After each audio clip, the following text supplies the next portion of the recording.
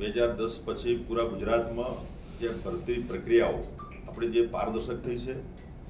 એ 1 થી 5ની હોય, 6 થી 8ની, 9, 10 અને 11,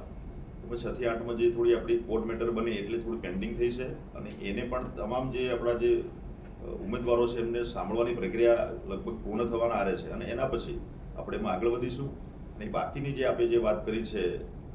જે જગ્યાઓ ખાલી રહી છે, વેટિંગ લિસ્ટ આપણે ઓપરેટ કરવાનું, જેના માટે પોર્ટલની અમે વ્યવસ્થા કરીએ છીએ. આપણી વ્યવસ્થા છે, ભરતી પ્રક્રિયા પારદર્શક છે,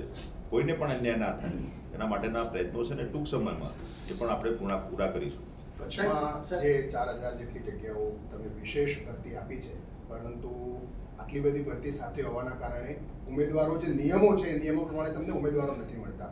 તો એમાં શું કંઈ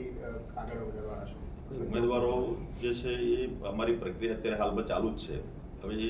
જે વેકેન્સી ખાલી રહેશે એના માટે આવનારા સમય માટે અમે નક્કી કર્યું છે, અમારું ભરતી બોર્ડ ચાલે છે અને તમામ અમારું વિભાગ અને માનનીય મુખ્યમંત્રી સાહેબના માર્ગદર્શન હેઠળ આવનારા સમયમાં ટેટ 1, ટેટ 2, ટાટ માધ્યમિક, ટાટ ઉત્તર માધ્યમિકની આપણી એક્ઝામ પણ લઈશું. એટલે જે વિદ્યાર્થીઓ આ 2 વર્ષથી જે બીએડ કરીને જે તાલીમી સ્નાતકો જે છે એમને પણ એની તક મળે એના માટેની વ્યવસ્થા અમે ટૂંક સમયમાં કરવાના છે. સર, એસટીના જે વિદ્યાર્થીઓ છે